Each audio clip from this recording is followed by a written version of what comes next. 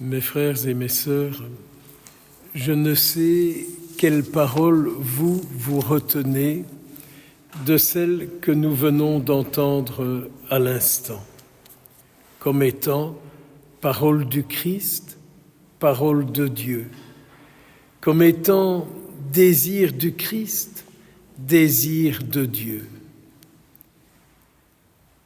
Il me semble que notre Seigneur Jésus passe auprès de chacun de nous et qu'il nous donne quelques lumières sur notre vie.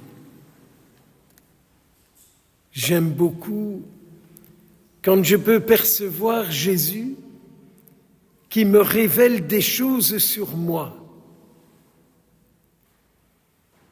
Quand Jésus nous révèle des choses sur nous-mêmes, c'est toujours pour nous en libérer, pour nous en délivrer, pour nous guérir. Mettez tout ce que vous voudrez là-dedans. Parce que notre Seigneur sait que déjà beaucoup de fois nous lui avons confié telle situation, tel événement, tel souci, tel tracas. Et c'est là où notre Seigneur Jésus vient dire, là, moi qui suis l'époux de ton âme, je suis enlevé. J'aime beaucoup cette parole de notre Seigneur Jésus qui nous dit cela. À cet endroit-là de ta vie, de ton âme, de ton corps, de ton esprit, là, moi qui suis l'époux de ton âme, je suis enlevé. Regardez pour vous-même comme je le fais pour moi-même. Je prie pour vous, priez pour moi, afin que l'époux de mon âme guérisse mon âme. Que de fois nous chantons au Seigneur, guéris mon cœur, guéris mon âme. Seigneur, qu'il vous exauce, qu'il m'exauce, qu'il vous bénisse et qu'il nous bénisse. J'aimerais revenir encore aussi quelques mots au prophète Isaïe que nous avons eu en première parole. On a parfois envie de se fâcher sur le Seigneur et de lui dire « Mais enfin, pourquoi est-ce que tu ne vois pas tous les efforts que je fais pour que tu reviennes à moi et que je sois tout à toi? Comment se fait-il que tu ne le vois pas? J'ai l'impression que tu ne tiens pas compte, Seigneur, de tout ce que je fais pour être à toi et pour que tu sois à moi.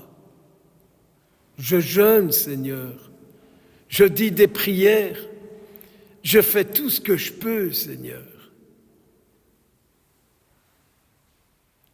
C'est terrible cette parole que le prophète Isaïe nous rapporte aujourd'hui. Quand vous jeûnez, ça ne se passe pas bien. Quand vous jeûnez, vous n'avez pas la paix en vous. Eh bien, je suis bien obligé de lui dire, « Eh bien, Seigneur, c'est vrai, tu as raison. Tu as tout à fait raison. Quand j'essaye de jeûner, et tu sais combien ça m'est difficile de jeûner, combien j'ai du mal d'y arriver, je continue, Seigneur, à avoir toutes sortes de présences en moi. Quand je jeûne, celui-là qui m'a dit ceci, celle-là qui m'a fait cela. Ou encore, parfois, Seigneur, c'est vrai, j'ai envie de régler mes comptes, quoi. Ah, Seigneur, toi seul le sais, j'ai tellement envie, à certains moments, d'envoyer des torpilles à tous ceux qui m'en font voir, quoi. Au fond, je voudrais tellement détruire tous ceux qui sont en moi et qui m'en font voir. Et le Seigneur de me répondre, si c'est pour ça que tu jeûnes, Si c'est dans cet esprit-là, eh bien écoute, alors là tu rates. Car tu comprends bien que je ne peux pas t'accorder ce que tu me demandes avec ton jeûne. Je ne peux pas t'accorder d'envoyer des torpilles sur tous ceux qui t'embêtent, sur tous ceux qui te dérangent, sur tous ceux qui te font des ennuis. Mais si tu acceptes par ton jeûne mon amour pour eux dans ton cœur, alors tu en seras délivré. Avez-vous bien entendu? Et moi avec qui vous le dis. Si tu acceptes mon amour dans ton cœur pour tous ceux qui t'embêtent, qui te dérangent, qui t'ennuient, si par ton jeûne tu peux accueillir mon amour en toi, alors je t'exaucerai. Vous comprenez que le jeûne, c'est pour que la volonté du Seigneur s'accomplisse en nous. Ce que nous définissons dans le Notre Père, pardonne-nous nos offenses, comme nous pardonnons aussi à ceux qui nous ont offensés. Le jeûne qui me plaît, dit le Seigneur, voilà ce que c'est. Donne de la place à tous ceux qui ont été injustes envers toi. Accueille mon amour pour eux, en toi. Libère tous les opprimés en toi. Waouh, Seigneur, je n'ose pas te donner ma liste, tellement qu'aujourd'hui elle est longue. Et plus j'avance en âge, Seigneur, plus j'ai l'impression que la liste est longue. Ô Jésus, fais-moi la grâce de les aimer comme tu les aimes. Pour ça, Seigneur, je veux bien jeûner. Mais je n'arriverai pas à jeûner, Seigneur, si ce n'est pas toi qui en es à la base.